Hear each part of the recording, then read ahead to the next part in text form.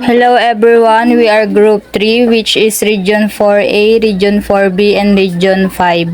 Region 4A known as Calabarzon which is Cavite, Laguna, Batangas, Rizal, Quezon. Cavite, Provincial Capital, Trece Martires, Population 4,344,829. Land area 1,427.06 square kilometer. These are the physical geography of Cavite: lowest lowland area, coastal plain, lowland area, coastal and alluvial plains, central hilly, rolling to Fascious Plateau, upland mountainous area, flat to rugged. Cavite is known for its rich history and a large number of national heroes including the first President Emilio Aguinaldo. Next is Laguna, Provincial Capital, Santa Cruz, population 3,382,193, land area 1,760 square kilometer. Physical geography, it features plains, mountains, and several lakes, which is Laguna de Bay, Mount Makiling, and Mount Banahaw. Laguna derived from the Spanish word lago, means lake. Laguna is also known as the resort capital of the Philippines.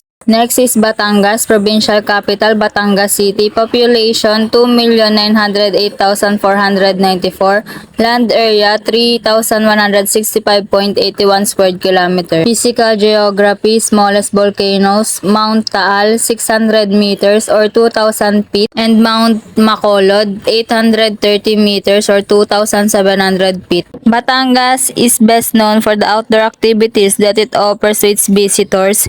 It's also known as a foodie haven. Next is Rizal, Provincial Capital, Antipolo City, population 3,330,143, land area 1,182.65 square kilometer. Rizal, known as the art capital of the Philippines. And last is the province of Quezon, Provincial Capital, Lucena City, population 1,950,459, land area 8,707 square kilometer. The province of Quezon is renowned as the coconut capital of the country due to its impressive coconut production. Next is culture and traditions of Calabarzon. Cavite boasts a rich cultural heritage shaped by its history and diverse population. Here are some of the cultural rituals that can still be observed today. The Caracol Dance, Sanghiyang or Sayaw sa Apoy, and Mardikas Dance. Each of these practices reflects a piece of history that the people of Cavite had to live through in the past centuries and decades. Laguna, like many provinces in the Philippines, has colorful and vibrant traditions, customs, and culture. Throughout the years, the province has exhibited its strong desire to uphold its customs and practices. It can be seen in the preservation of its churches and the continuous celebration of their annual festival and the younger generation's continuous practice of their tradition. Truly, the Laguna is one of the best places in the country in celebrating culture and tradition. Next is Batangueños, are religious people.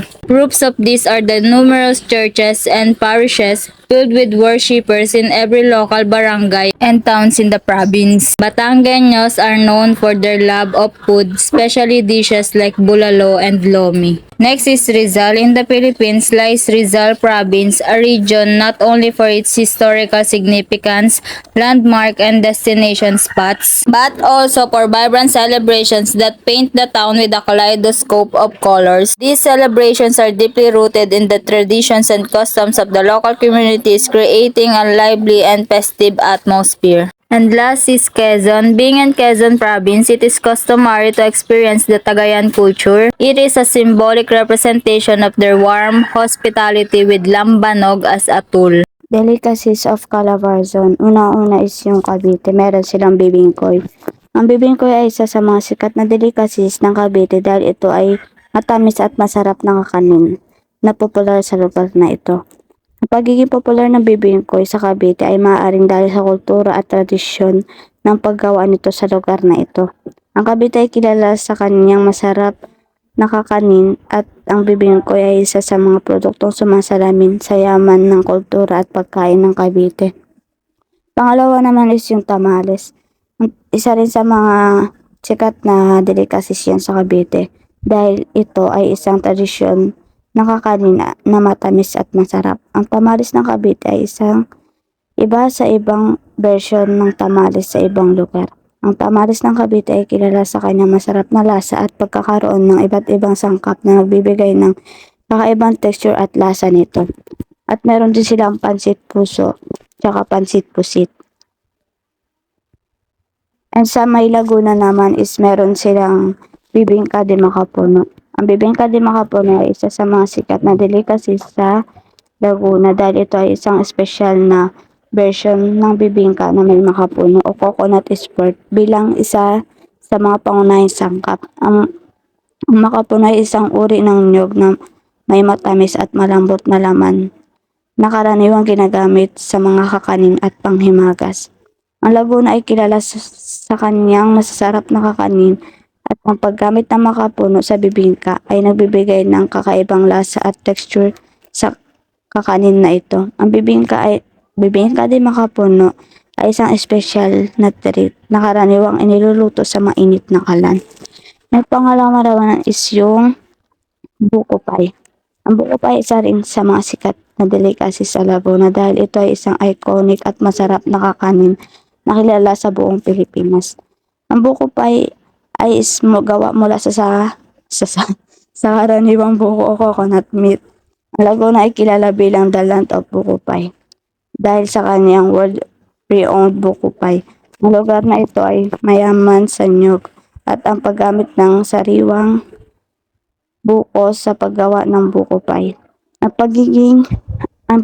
pagbibigay ng natural na tamis at lasa ng kakanin na ito. Ang buko pie ng Laguna ay nabibigay popular hindi lamang sa lokal at turista kundi maging sa dayuhan dahil sa kanyang natatanging lasa at kausayan sa paggawa. Ito ay isa sa mga delicacies na sumisimbolo sa Laguna at nagpapakita ng yaman sa kanilang agrikultura at pagkain. Meron din sila ditong quesong puti at saka espasol. Pangatlo naman is sa May Batangas. Meron silang Batangas Bulalo. Ang Batangas Bulalo ay sikat sa mga delicacies sa Batangas dahil ito ay isang paboritong ulam na puno ng lasa at sustansya sa lugar na ito. Ang bulalo ay isang putaheng gawa mula sa malaking peraso ng baka tulad ng tuhod o buto na niluluto sa tubig kasama ang sibuyas, bawang at iba pang pampalasa. Sa Batangas, ang bulalo ay isa sa mga paboritong ulam ng mga taga ron dahil sa kanyang masarap na sabaw at puno ng lasa mula sa buto ng baka at sa mga gulay na kasama nito. Ang bulalo ay hindi lamang sa simpleng ulam sa Batangas, kundi ito ay isang klasikong kinakain na nagpapakita ng kultura at tradisyon ng pagkain sa lugar na ito. Pangalawa naman is yung Batangas Lomi. Ang Lomi ay isa sa paboritong comfort food ng mga taga ron dahil sa kanyang kakaibang lasa at kabusugan na dulot ng malasang sabaw at malalaking piraso ng karne at iba pang sangkap. Ang pagiging popular ng Lomi sa Batangas ay maaaring dahil sa kultura at tradisyon ng pagluto sa lugar na ito. Ang Lomi ay isa sa mga delicacies na sumisimbolo sa Batangas at nagpapakita ng yaman ng pagkain at kultura sa rehiyon. Ito ay isang kinakain puno ng lasa at sustansya na kinagigiliwan ng maraming tao lalo na kapag taglamig ang panahon. And meron silang longganisang taal at tinapa. Then sa Rizal naman is may native duck. Ang native duck ay isang sa mga sikat na delicacy sa Rizal dahil ito ay isang espesyal na putahe na kilala sa lugar na ito. Ang native duck ay karaniwang niluluto na pinapaasim na may kasamang iba't ibang pampalasa tulad ng bawang, sibuyas at iba pang sangkap. Sa Rizal, ang native duck ay isa sa mga paboritong ulam ng mga taga ron dahil sa kanyang kakaibang lasa at pagiging espesyal na putahe. Ang pagiging popular ng native duck sa Rizal ay maaaring dahil sa kagandahan ng lugar na ito at sa tradisyon ng pagluluto ng native duck sa relihiyon. Pangalawa naman is yung ginataang kuhol. Ang ginataang kuhol ay isa sa mga sikat na delicacy sa Rizal dahil ito ay isang masarap at kakaibang putahe na kilala sa lugar na ito. Ang ginataang kuhol ay gawa mula sa kuhol or nails na niluluto sa gata ng niyog kasama iba't ibang pampalasa tulad ng bawang, sibuyas at iba pang sangkap. Ang ginataang kulay isang paborito yung kinakain ng mga taga roon dahil sa kanyang masarap na lasa at kakaibang tekstur na hatid ng kuhol at gata ng niyog. Ginataang kuhol ay isang delicacy na sumisimbolo sa Rizal at napapakita ng kultura at pagkain sa lugar na ito. Ang isang espesyal na putahe na karaniwang inahanda sa espesyal na okasyon o simpleng pampamilyang handaan. At meron din silang sinabawang balut at saka minaluto. Then sa Quezon naman is meron silang pansit habhab. Ang pansit habhab naman ay isa sa mga sikat na delicacies ng Quezon dahil ito ay isang tradisyonal na kinakain na kilala sa lugar na ito. Ang pansit habab ay gawa mula sa Mickey noodles na niluluto at nilalagyan ng iba't ibang sangkap tulad ng karne, gulay at pampalasa. Sa Quezon, ang pansit habab ay isang paboritong kinakain ng mga taga roon dahil sa kakaibang paraan ng pagkain nito. Ito ay karaniwang kinakain gamit ang kamay at direktang inaani sa dahon ng saging o habhaban. Ang pagiging popular ng pansit habab sa Quezon ay maaaring dahil sa tradisyon at kultura ng pagkain ng mga taga doon. Ang sunod naman is yung budin. Ang budin ay isa sa mga sikat na delicacies sa Quezon dahil ito ay isang espesyal na kinakain na kilala sa lugar na ito. Ang budin ay isang uri ng maha blanca. Sa Quezon, ang budin ay isang paboritong dessert ng mga taga ron dahil sa kanyang matamis na lasa at creamy texture. Ang pagiging popular ng budin sa Quezon ay maaaring dahil sa yaman ng niyog at gata sa lugar na ito na ginagamit bilang pangunahing sangkap sa paggawa ng budin. And meron din silang minukmok, pinagong. Festival of different provinces in Region 4A. First one is the Cavite. Meron silang Wagayway Festival in Imus, Paro-Paro Festival in Dasmariñas. Wagayway Festival is celebrated every 20th of May in Imus, Cavite to commemorate the Battle of Alapan where many Filipinos following the lead of General Emilio Aguinaldo risked their lives against the conquering Spaniard. Paro-Paro Festival is the official festival of the city of Dasmariñas as declared in Resolution number 069S 2011 and Special Ordinance 02S 2011 enacted then by City Mayor Jennifer Australia Barzaga and the Sangguniang Panglungsod. And sa Laguna naman is merong Itik or Duck Festival, Victoria, Anilag Festival. Itik Festival was launched on November 2002.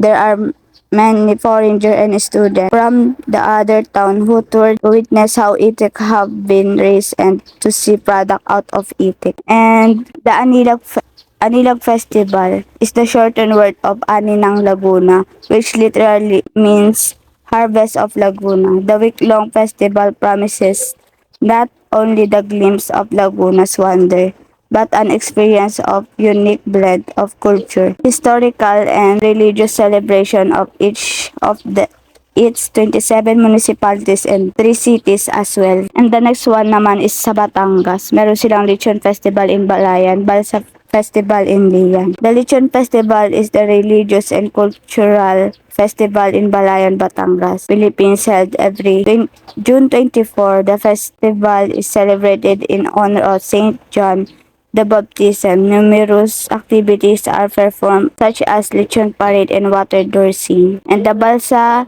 Festival in Lian is a viral celebration featuring events like the Balsa Race Competition, Balsa Decoration, and Cultural Dance Competition to all honor their local tourism. And next naman is sa Rizal. Meron silang Gigantes Festival, Binalayan Festival. Gigantes Festival is the local festival held annual in Agono, Rizal, Philippines, where hundreds of giant paper machine puppets are paraded representing the common people mockery of the bad hacienda owner of the past during Spanish colonial rules. Binirayan Festival is the annual month-long cultural festival in the province of Antique, Philippines, held every December. The festival commemorates or arrival of Malay migrants prior to the Spanish conquest as documented in Maragtas, a compilation of legend and oral history of Pedro Alcantara, Monteclero. And the last one is sa Quezon. Meron silang Payas Festival, the Nyog-Nyogang Festival. Payas Festival is the one most popular fiesta in the Philippines.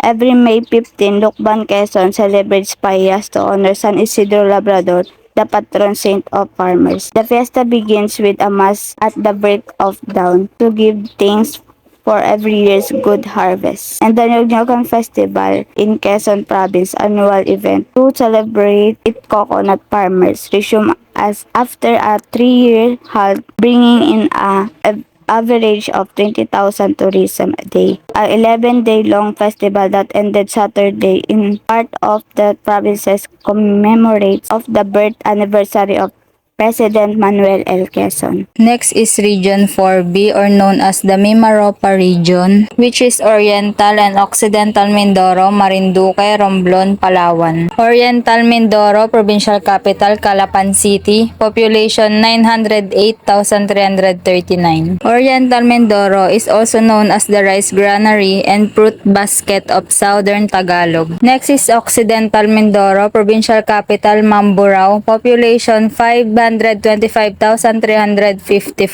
Occidental Mindoro is known for paddy fields and mountain ranges. Next, Marinduque, provincial capital Boac, population 239,207. Marinduque is called the heart of the Philippines as the shape of the provincial island is similar to human heart. Next, Romblon, provincial capital, Romblon, population 308,985. Romblon, known as the marble capital of the Philippines. And last is Palawan, provincial capital, Puerto Princesa, population 939,594. Palawan is also known as the last frontier and as the Philippines' best islands. Hello everyone!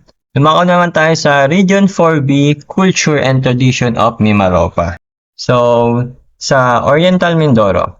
Oriental Mindoro daw ay swaying candles light up the city as the province of Oriental Mindoro celebrated their much anticipated festival Fandang Gitab or Festival of Lights on April 27.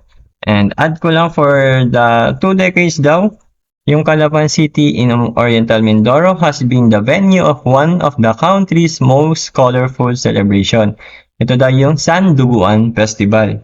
Every November 15, ito nagsisimula and yung city daw ay pinapasera nila para sa mga sasakyan to give way to the dancing parade na nakaka-costume sila ng mga catchy styles na gawa daw sa mga materials na makikita sa kanilang bayan katulad ng calamansi leaves at ang banana leaves or trunks. Yung puno ng saging. Then sa Mindoro daw, pagsamahin ko na kasi parehas lang naman sila. Sa Mindoro, Oriental at Occidental Mindoro, ang mga first inhabit daw sa island ng Mindoro ay ang mga Mangyans. Ang mga Mangyans na ito daw may binubuong 12 tribes. At may kanya-kanya silang kultura, lengguwahe at paniniwala ay way of life or kanya-kanyang buhay daw. Ang 12 tribes na ito ay tinatawag sila na Hiraya, Batangan, Buid, Hanunuo, Alangan, Ratagnon, Tagaydan or Tadyawan, Bangon, Pula, Buhid, Nauhan, and Puruan. At sila daw nakatira sa mga coastal area ng Mindoro. Ang kinakabuhay nila ay fishing, hunting animals for living. And bumababa din daw sila sa bundok for pagkain daw, bumibili sila pagkain and other necessities. Ang mga Mangyans daw ay uncertain groups. Diba daw sa yung sinabi ko na tribes? Meron pa daw mga main group. Ito daw yung main group ay sana dito ay ang Alangan na nakatira sila sa North Central Mindoro around sa Mount Halcon. Iraya na meron namang nakatira sila sa Northern Mindoro from Baco to Mamburao. Next is Buhid or Bukil sa Southern Mindoro. Tadyawan na nasa East Central Mindoro. At yung Hanunuo sa Southern Oriental Mindoro daw sila. At may kanya-kanya silang traditional lifestyle sa paggawa ng bows, arrows, and catering foods. Ang mga Hanunuo ay mga animistic and believe in animals saka sa nature spirits. They believe in the guardian spirit na tinatawag nilang Kalag. K-A-L-G, Kalag. Ito daw yung ghost of guardian of the dead. At isa pa nilang paniniwala, ito daw ay isang guardian spirits. So, they sacrifice their food and glass beads. Para daw manalo sa favor ng hinihingi nila sa guardian spirit. Then, may mga sulat sila na writing system na tinatawag na Surat Mangyan. Ito daw ay isang descendant ng Asian Sanskrit alphabet na nagko-compose ng 18 characters, 3 vowels, and 15 consonant vowels combination. Makikita nyo to na nakasulat sa isang bamboo trunks na ginagamitan nila ng bolo-shaped knives para ito ay may ukit. Ginagawa nila to para hindi mawala ang kanilang tradisyon at naisusulat nila dito ang isang awit at poem or yung mga ginagawa nila pang araw-araw. Pero ang kadalasan ginagamit nila dito ay sa pagsusulat sa trunks ng bamboo, yung awit nga at poem. Yung sa mga lalaking Hanunuos o Hanunuo, ang kanilang mga gawain naman ay hindi mawawala ang kanilang handicraft katulad ng paggawa ng knife, bolo, axe, spears, saka scarabs or yung tawag doon, yung sa Tagalog, scarabs, basta yan. Then, hindi daw mawala sa kanila yung weaving technique nila. Ang tawag nila sa weaving technique nila ay habilan. Yun yung Hanunuo tribe. Iraya. Yung Iraya daw ay Iraya yung mga Mangyans na naka-occupy sa Mindoro ng northwestern part. According daw sa culture and tradition, may system silang sinusunod like guruan. Ito daw yung pinapahawakan ng isang ama at ina sa pamilya. At ang isa naman ay nuclear family, also referred as talnakan. Ito daw yung panganay daw yung umahawak. Kasi pag wala daw parents, yung panganay daw is considered as a second parents. At kung ang isang nilang tribe at yung sa Iraya, pag nagkaroon ka daw ng isang crime or criminal offense, they have a legal act that referred as Puon Balayan. Ito daw yung decision and meron silang kulungan na tinatawag na Pangaw sa Iraya version of detention. At ang kanilang punishment daw sa mga nagka-offense ay yung kanang kamay daw nila ilalagay sa kumukulong tubig sa isang malaking pot or kawali, ganon. At kukunin daw nila yung bato sa ilalim sa kumukulong tubig. Kapag daw nagkaroon ng burned or pasok, kung ano, basta yung pasok pag nilagay mo sa mainit, ay sa kumukulong tubig yung kamay mo, ikaw daw ay nagkasala or guilty ka, considered as guilty. Pag nagkaroon ka ng sunog sa kamay mo, sa pagkuha mo ng bato sa kumukulong kawali. At sa hindi naman nasunog or nagkaroon ng basta yung sunog sa kamay, sila daw yung innocent parties. So, bale, yung yung nagkasunog sa kamay niyang kanan kamay, siya daw yung guilty. At yung wala daw kahit anong tama sa kanyang kanan kamay, siya daw yung innocent. So, ganon yung batas nila doon pag nagkaroon ka ng criminal offense. At kasi naniniwala sila kay Apo Iraya na they will protect them from any harm. So, ganun. Then, dako naman tayo sa Ratagnon tribe. Ito daw yung mga main group.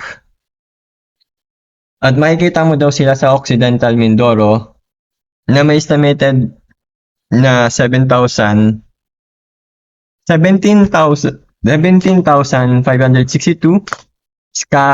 around Ratagnon settlement.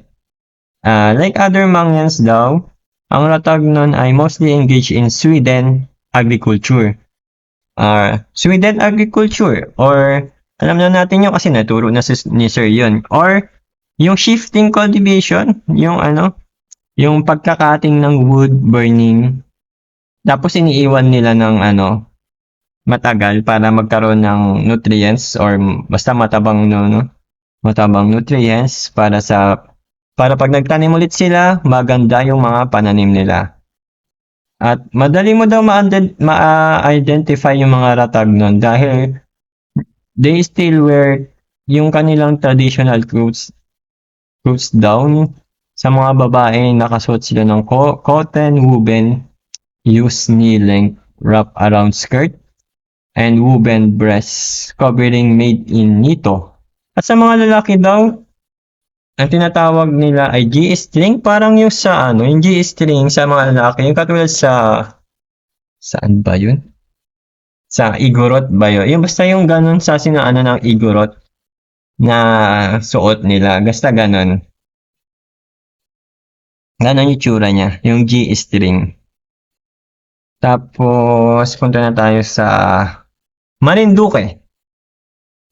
Ang putong or tubong is an indigenous tradition of people of Marinduque and unique welcoming of friends and visitors. Ang tubong daw or putong, ito daw yung isang song, poetry, and praying and feasting na sinasabi na tradisyon daw ng mga Tugueon, hindi ko alam, basta Tugueon o Atgasan, practiced by the group of female adults. And this can be also performed sa mga birthdays, anniversaries, and graduation, or any kinds of events. Ayon daw sa belief and folks, yung patron saints daw po ay nasisiyahan kapag sineselebrate nila ito. And they can give a safely from the accidents and bad luck. Yung putong ay isang pinoperform ng mga mamumutong that are group of 6 to 8 women that in late middle age. At kinakanta and sinasayaw nila itong ritual last from 6 hours to the whole day, involving the Saints Maria that names must invoke, at matatapos daw ang putong sa pagsigaw nila ng mabuhay basta matatapos daw yung putong ngayon sa pagsigaw nila ng mabuhay at sa pagsalo-salo ng mga pagkain. Then next is Romblon. Ang Romblon is plenty of opportunities to experience Romblon's vibrant present day culture.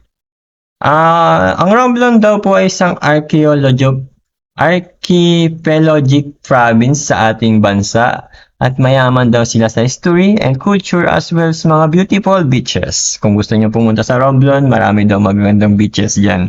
And stunning landscape. At ang mga unang tumira daw dito ay mga Austronesian people around 4,000 years ago. Sa kanila galing ang culture at tradition na ito at hanggang ngayon nagagamit pa rin ng mga tao na nakatira sa Romblon. Isa sa mga tradisyon ng Romblon ay ang music at yung ginagamit nilang instrument sa pagplay ng music ay ang gongs, drums, and flutes. Then, sa Romblon din daw ay ang home of traditional dances. At alam natin itong mga traditional dances na ito. Kasi, alam niyo yung ginagamitan ng kawayan? Yung tak, katatak, tak, tak, ganun. Yung or tinatawag na tinikling. Galing daw to sa Romblon. At meron pang ibang famous popular dances katulad ng singkil. Ito daw yung dance na ginagamitan ng clubs. Hindi ko alam kung ano yung itsura ng clubs eh. Basta, search na lang. Yung singkil. Then, may isa pa, binasuan. Basta ganun, binasuan. Spelling niya ay B-I-N-A-S-U-A-N. Isa daw itong folk dance na ginagamit ay coconut shell-based dance. Di ko rin alam kung paano yun eh. Di siya familiar sa akin. Baka familiar sa inyo yun, binasuan folk dance. And yung last is yung habak or bamboo pole-based dance. At ang famous festival daw sa Romblon ay ang Santo Niño Festival. Next is yung... nasaan na tayo? Ilugkasis naman na to. Ito, next is yung culture and tradition ng Palawan. Ang Palawan daw ay known as exquisite handicraft and unique souvenirs from intricately woven basket and mats to hand-carved woven sculpture and famous Palawan pearl.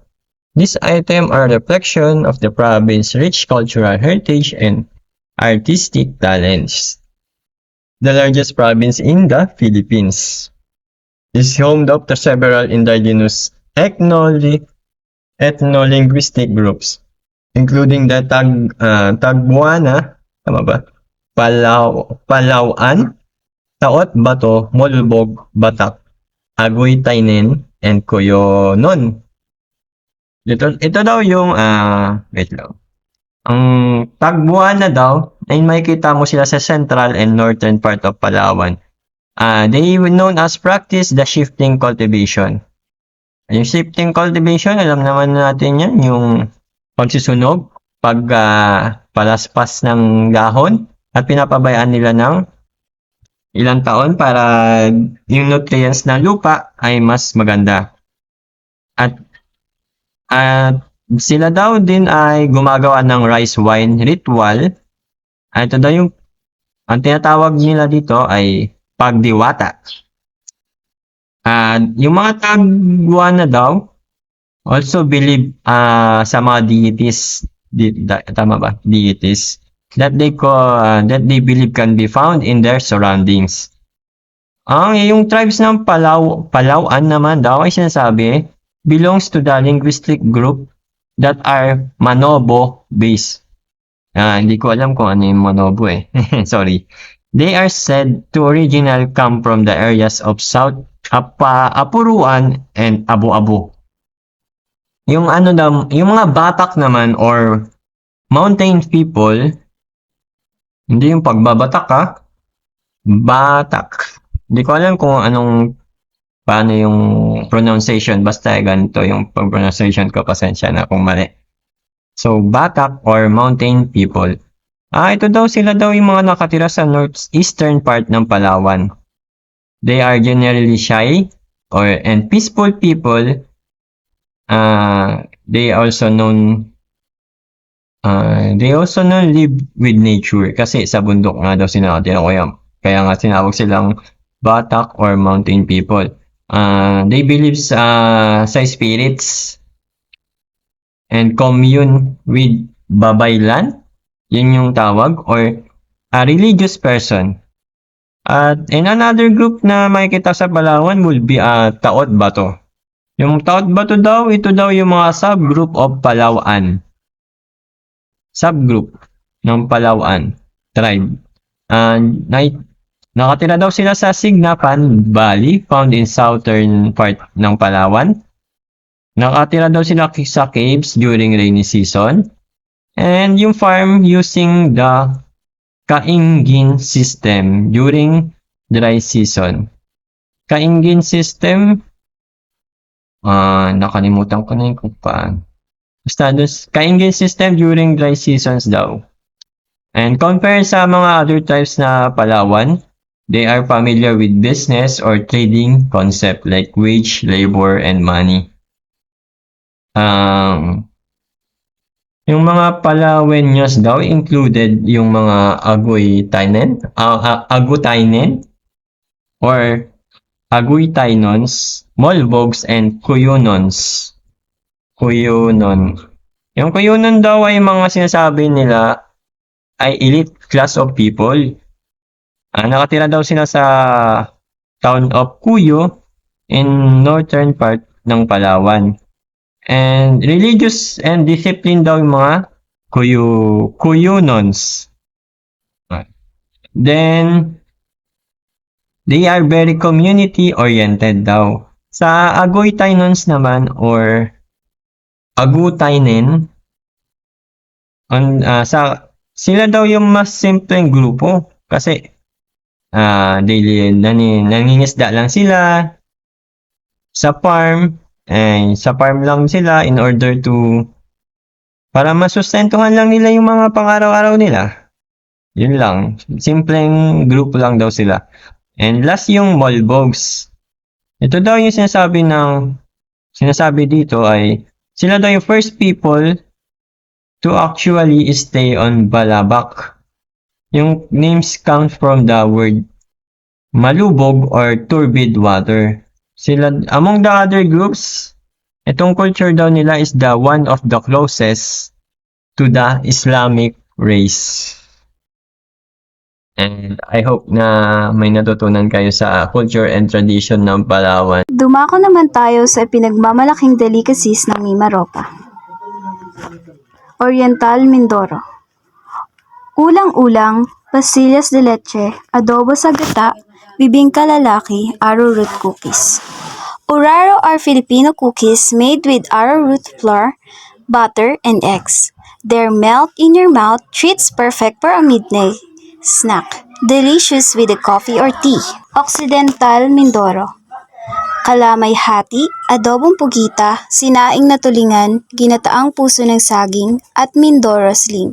Adobong pugita is a Filipino specialty originating from Occidental Mindoro. This adobo dish is made with mature octopus that cook in a combination of vinegar and soy sauce.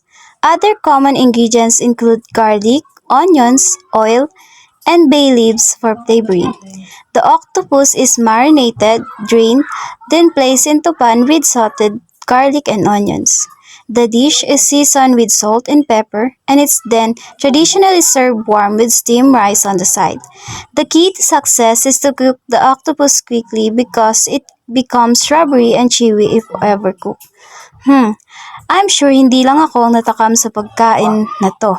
Lalong-lalo na ang paborito kong ginataang puso ng saging. At syempre, hindi mawawala ang dessert katulad ng kalamay hati at ang perfect sa tag-init ang kanilang so refreshing na Mindoro sling.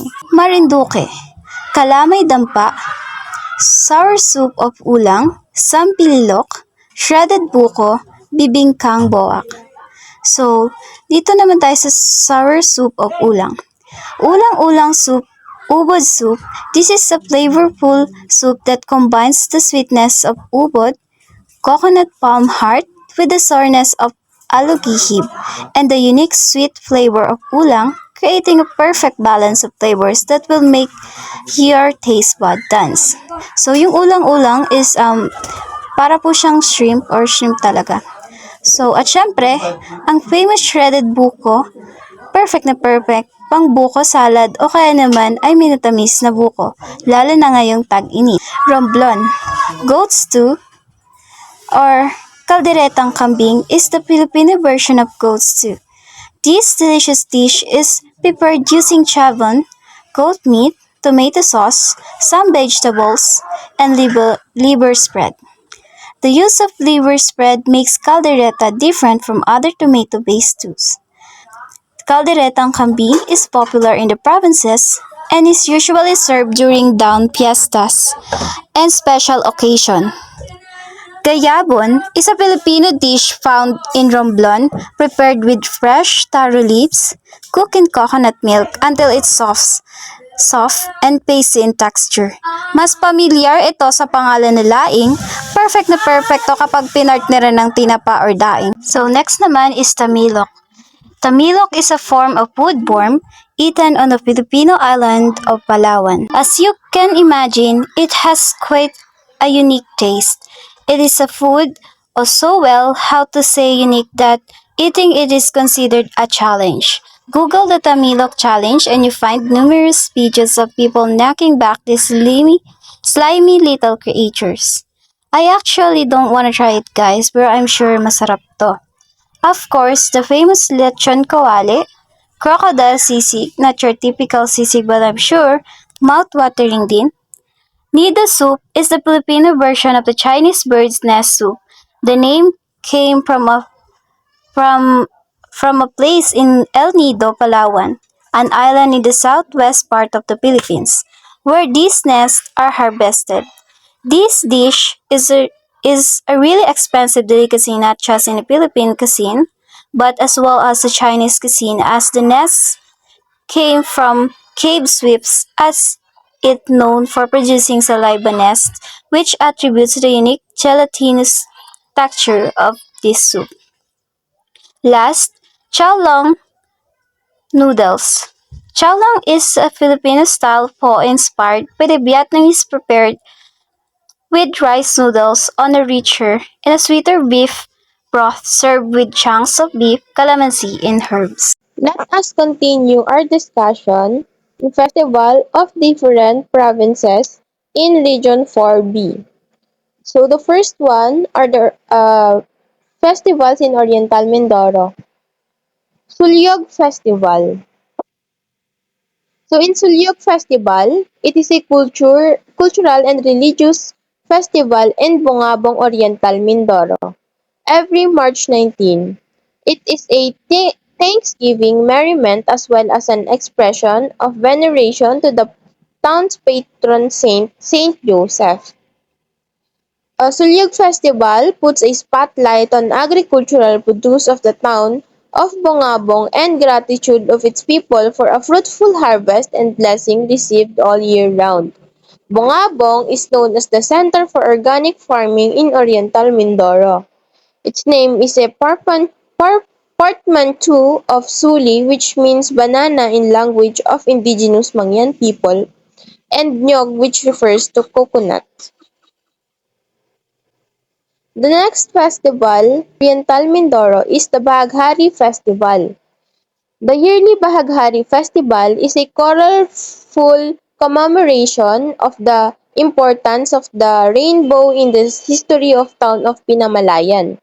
The celebration includes a street dancing competition, cultural presentations, religious and cultural activities, and products and trade fair. Said activities showcase the values of the people, appreciation of their cultural heritage, the strength to face up to life's challenges, and unity and harmony as in the colors of the rainbow. Like the rainbow which rises to give color in the sky after torrent of rain, the Baghari Festival is a reflection of the continuing effort of the people of Pinamalayan that there is truly paradise at the end of the rainbow. For our festival, the Basudani Festival. So the Basudani Festival is a Thanksgiving celebration for the bountiful harvest in the municipality of Bansud. The main event of the celebration is a street dance participated in by different sectors of the community from school children to senior citizens. This annual event is the highlight of town fiesta in honor of its patron Santo Niño. And for our last festival for Oriental Mindoro, which Kalap Festival, as the historians say, Kalapan comes from the word kalap, believed to be a kind of tree. Others says kalap means the process of gathering wood. From this research, it is developed into a deeper analysis and interpretation of the word kalap, which became the basis of the festival celebration to gather series of historical facts about Kalapan, anchored on values of discipline, unity, and God-loving citizenry. Calaf Festival is a cultural festival, charter day, and cityhood celebration in Calapan City, Oriental Mindoro. Every March 21, it remembers the historic transformation of Calapan City from a town to a city in 1998 and celebrates its vibrant culture, rich history, and people. The date may be declared a special non-working holiday such as Proclamation Number 150 in 2023. So, the Kalap Festival comes from the word kalap, which is said to refer to a tree or the act of gathering woods. It is also the origin of the name of the. So, in the province of Occidental Mindoro, there are also festivals. So, our first festival is the Arawatan Festival, which is it is a native term among the Mangyan that connotes unity, cooperation, and helping each other. This is an annual historic event in Occidental Mindoro where the people of this province of various religious congregations, beliefs, and political differences, varying ethnically and indigenous people, customs, and traits are strongly unified. Each year, the people of Occidental Mindoro, the students, professionals, businessmen, government officials, together with the rural folks and the indigenous people participate in the activities. The usual celebration highlights exhibition of this province's natural attractions, agricultural, coastal, and marine products, street dancing, fairs, sports competition, parade of beauties, and recognition to achievers of outstanding performance of the province. It is celebrated every 11th day of November in celebration of the province of Occidental Mindoro's founding anniversary. For our next festival, which is the Dugoy Festival, it is celebrated every January 18 in the town of Sablayan, Occidental Mindoro. This festival features the Mangyan tribe and its rich cultural heritage that is to be admired by many people who visit the place during festivities. Dugoy Festival, just like any other festival, celebrates with a number of performances such as street dances, exhibits, cultural shows, and other forms of merriment. This festival is a great avenue for the townspeople to showcase their talents through performing. The festival is also a platform so that people in Sablayan can let the people know of the different ethno-cultural groups present in festivity. The revelry, through although it is about the harmonious relationship of cultural groups, also instill a modern nature which adds life to the celebration. The music used in the festival is usually done through using indigenous music instruments, but it also makes use of modern songs. The costumes that participants uses are also made more colorful so as to relate to the celebration. And the next is the Festival of Indak Pandurakan. In Tacpanduracan, the municipality of San Jose has been celebrating the phenomenal Indak Panduracan Festival since the year of 2005. It is an inter-barangay street dancing competition that reflects the native and other salient features of San Jose. It is in line with the celebration of the founding anniversary of the Municipal of San Jose and the town fiesta to honor the patron Saint Joseph, the worker. The name of the festival derived from the indak, a Filipino term which means to move with the music, and Panduracan, the old name of San Jose. Indak Panduracan showcases the distinct identity and cultural heritage whilst giving tribute to the local indigenous people, the Mangyans, as well as the existence of the endemic and highly protected mammal from extinction, the tamaraw. The program starts when the parade and participating barangay with their competing group of dancers who are wearing their colorful costumes and performing signature dance steps. Local from the vicinity of the San Jose town proper were able to witness this amazing presentation of culture while in the comforts of their homes. The contagious energy and smiles of the dancers along the rhythmic sound and the drums make everyone watching the festival want to dance with it. The parade concludes at the San Jose Town Plaza where the street dancing competition and the announcement of winner happens. The next festival is the Apo Iraya Festival. It is held every October 23 to 24 in Abra de Ilog, Occidental Mindoro. The event demonstrates the tradition and other ways of life of the Iraya Mangyans. It conveys a story of worship and belief in a supernatural being, the Apo Iraya. Apo Iraya guides the Iraya Mangyans in their day-to-day activities such as birth, marriage, sickness, death, farming, and fishing. A supernatural being named Apo Iraya, who is believed to be guiding the Iraya Mangyans in their daily activities, is highlighted in this event. Province is the Marinduque, and our first festival, the Pandangitab. So, Pandangitab in Oriental Mindoro, the festival of lights in the official festival of the province of Oriental Mindoro. Pandangitab is a street dancing Thanksgiving festival coined from the words fandango, which is a lively Spanish dance, and the gitab, which is derived from the small flickering lights of gas or oil lamps with wick or tinghoy or small candles inside a glass. Embracing our very own traditions, culture, and the arts and the characteristic of the province of Oriental Mindoro, Pandangitab is celebrated with the accompaniment of an original music composed by an Oriental Mendoreño, using instruments found in the province.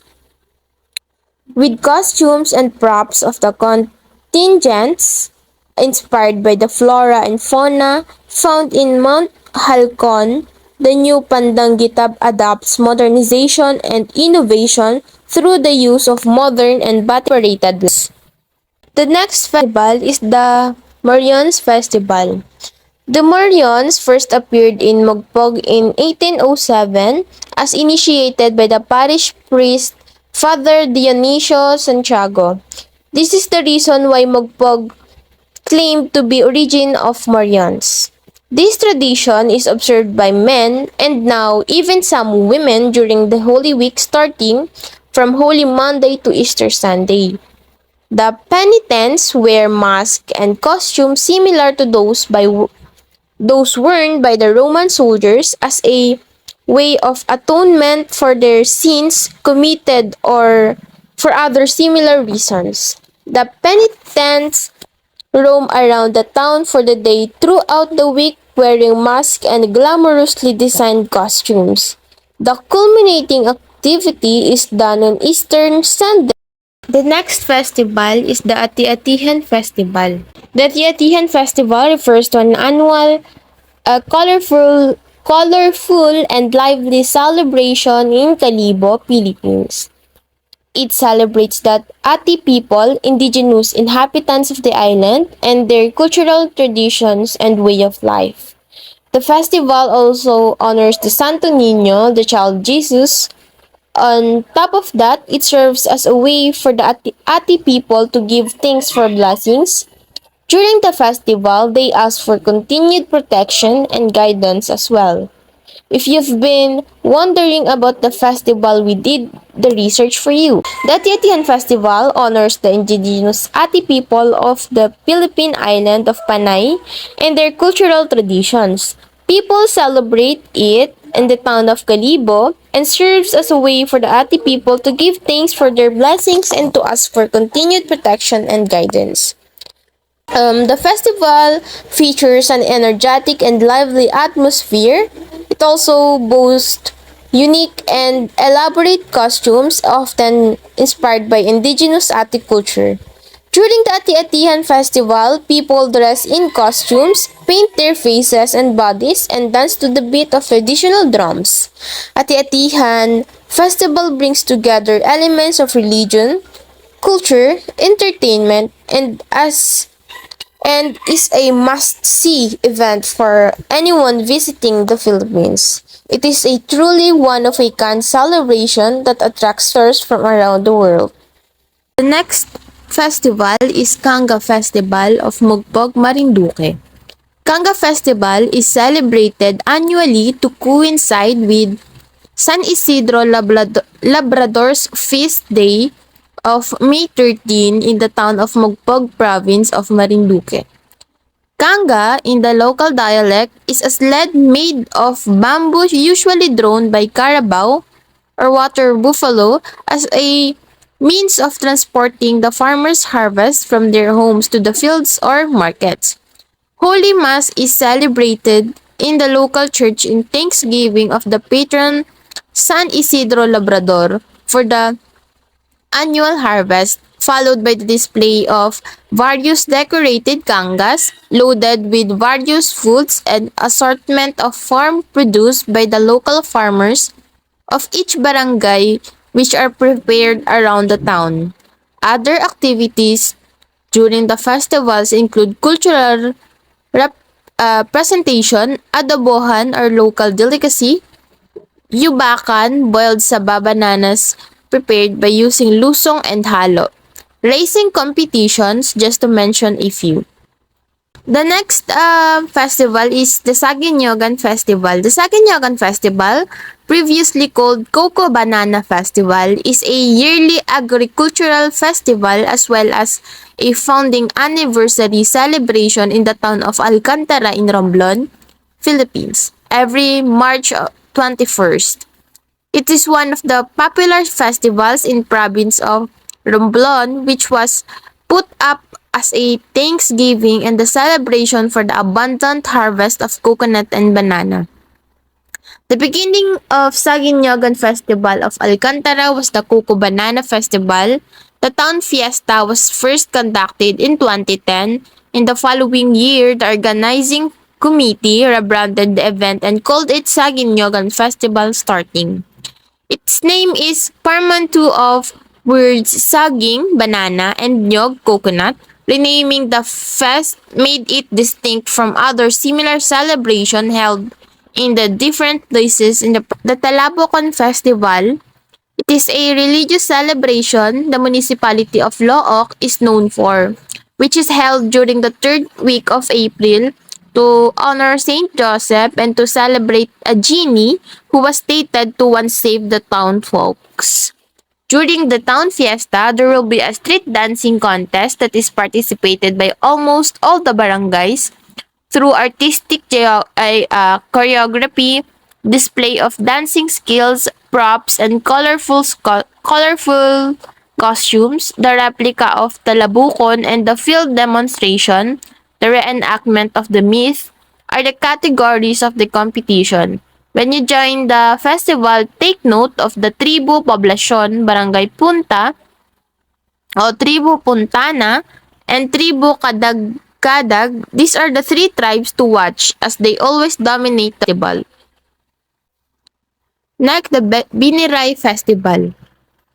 Piniray Festival is the annual religious and cultural festival in honor of Nuestro Señor Santo Niño de Romblon held in Romblon, the capital of Romblon, Philippines, every second Friday of January. A week-long celebration, it's scheduled also coincides with the Marble Festival organized by the local government to promote the province's marble industry. Biniray Festival comes from the word biniray, referred to the Biniray Festival of Antique to explain that word means where they sailed to.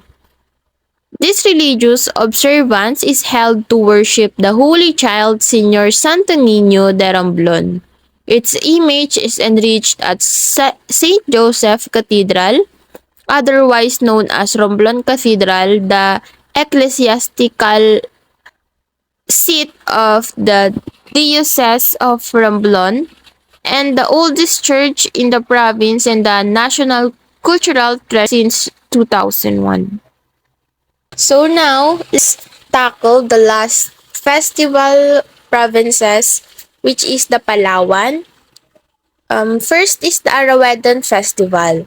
The Arawetan Festival is held from January 23 to 24 in Port Barton in San Vicente, Palawan. The Arawetan is an event that showcases the numerous tourist attractions of the place, including their beaches, marine reserves, and parks. There are also several programs that highlight the cultural wonders of Palawan. Next is the Pasingatan Festival. Pasingatan Festival is a singing and dancing are the two of the Filipinos' favorite pastimes, and this can be seen in Pasingatan Festival, which happens from May 1 to 4 in Taytay, Palawan. Although it is held in Taytay, the fiesta is a celebration of the entire culture of the Philippines. Besides showcasing Filipino songs and folk dances, there are programs displaying the best in local handicraft, skills, and other works. Third one is the Kulambo Festival. Kulambo Festival is an annual celebration held in town of El Nido, one of the most famous and unique island in Palawan province. The festival takes place from March 15th to 18th and features participants in eye-catching costumes made of kulambo or mosquito nets during the street parade. This town fiesta is a lively event filled with dancing, singing, and large gatherings of locals and tourists alike. Visitors can also enjoy various types of local delicacies offered during the festival. Don't miss out on the Colombo Festival, a unique cultural experience that showcases the creativity and spirit of the people of El Nido. For the last one, the Balayong Festival. So, Balayong Festival is a cultural festival and founding anniversary in Puerto Princesa, Palawan. Every March 14. It is an annual celebration of history as it is remembers the beginning of Puerto Princesa in the 19th century. Its calendar of activities showcases a diverse array of festivities, cultural performances, and environmental initiatives. Balayong Festival draws its name from balayong, a word originating from the local Cuyono language that refers to a tree that is indigenous in Palawan.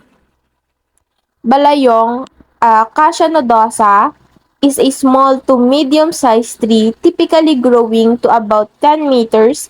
It is native to the province of Palawan, although it can be cultivated elsewhere and some people are able to grow the plant in the cities.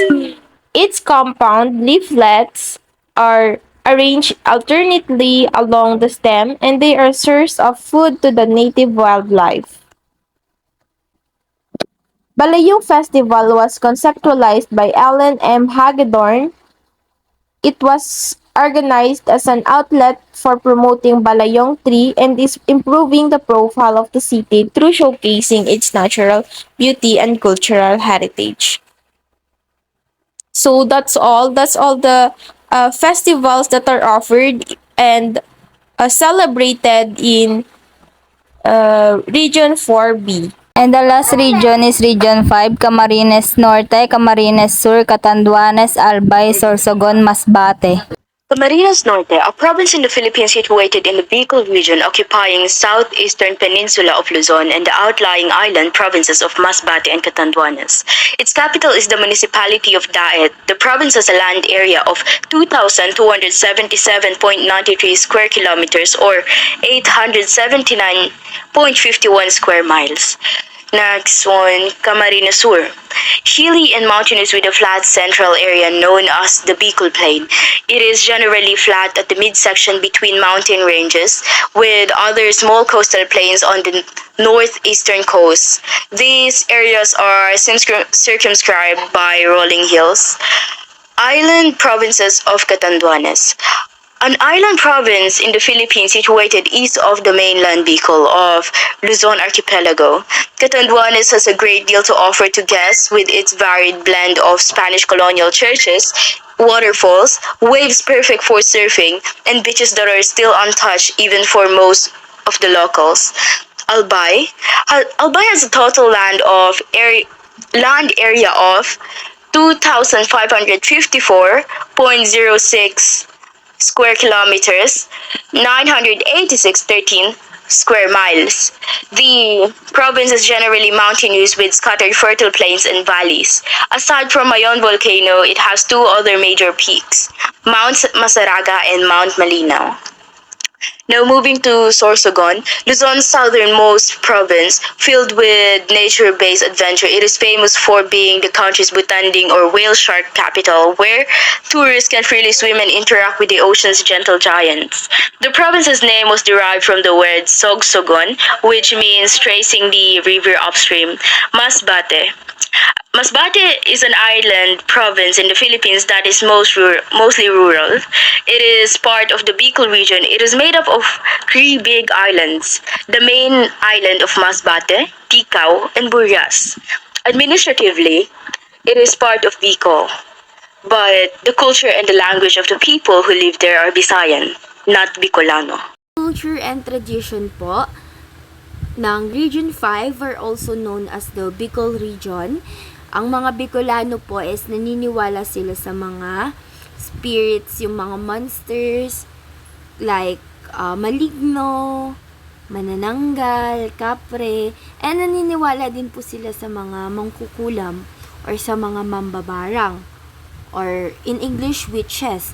Meron din po silang paniniwala na sagugurang or nag-offer po sila ng food sa mga spirits. Ito po, if familiar din kayo sa pag-aatang, parang same lang din po sila ng ganun. Then, they say, tabi po, makiagi tabi, which means, parang pag-excuse po nila sa mga maligno, ganun, sa mga spirits na tingin nila ay na-encounter nila. Okay, now let's start with the delicacies. Starting with Albay, we got laing pinangat, pili nuts, puno makapuno, ginubatan longganisa, and sili ice cream. Now moving to Camarines Norte, we got pandecillos, pili tart, sweet pineapple, and angko. Going to Camarines Sur, we only got pancit bato. And in Sorsogon, we got pinakbet, pinangat, Bicol Express, tinilmok, and kinunot. In Catanduanes, we have latik and dawa cake. Now moving to Masbate, they got pinakulaw na daing, kandinga, sinangkut sa manok, ginataang buto ng langka, ginataang kolog, ginataang bago, ginataang malunggay, ginataang lubi-lubi.